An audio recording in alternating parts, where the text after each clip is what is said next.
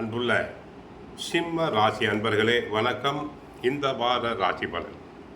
சிம்ம ராசி அன்பர்களுக்கு ராசிநாதன் சூரியன் உச்சமாகி சாதகமாக இருக்கிறார் 9. சூரியன் புதன் 9 இருப்பது அபாரமான அமைப்பு. 10ஆம் இடத்தில் சுக்கிரன் சாதகம், லாபஸ்தானத்தில் குரு சாதகம்.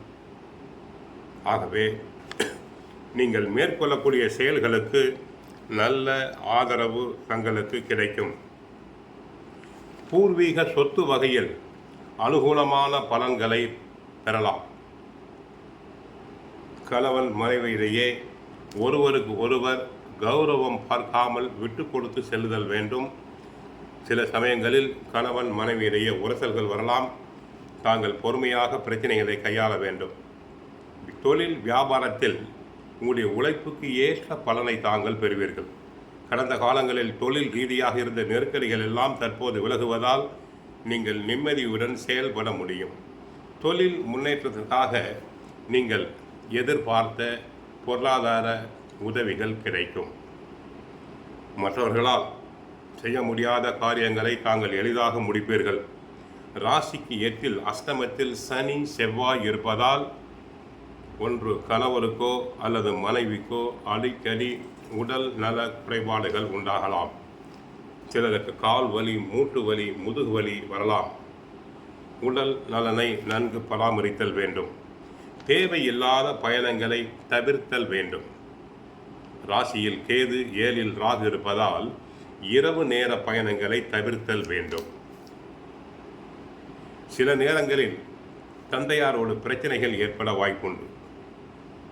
தேவையில்லாத பிரச்சனைகளால், வாக்குவாதங்களால் தந்தையார் மன வருத்தம் கொள்வார்.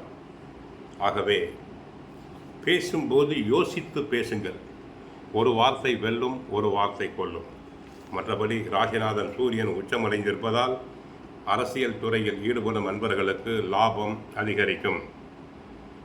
அரசாங்க தேர்வினை எழுதி சிலர் எளிதாக அரசாங்க உத்தியோகத்தினை பெறுவர். எதிர்பாராத அதிர்ஷ்டங்கள் உண்டாகும். வெளிநாடு செல்லும் வாய்ப்பு உண்டாகும். ஐடி துறை அன்பர்களுக்கு நல்ல ஒரு பொன் போன்ற காலம். வெளிநாட்டு நிறுவனங்களிலிருந்து அழைப்புகள் வரலாம். ராகு 7 இருப்பதால் துணைவர் மூலம் புதிய அனுபவங்கள், வெளிநாட்டு தொடர்பு கிடைக்கும். வேலை தொடர்பாக இருந்த தடைகள் அனைத்தும் விலகும். ஆக தங்களுக்கு ராசிநாதன் சூரியன் சாதகம், புதன் சாதகம், சுக்கிரன் சாதகம், குரு சாதகம்.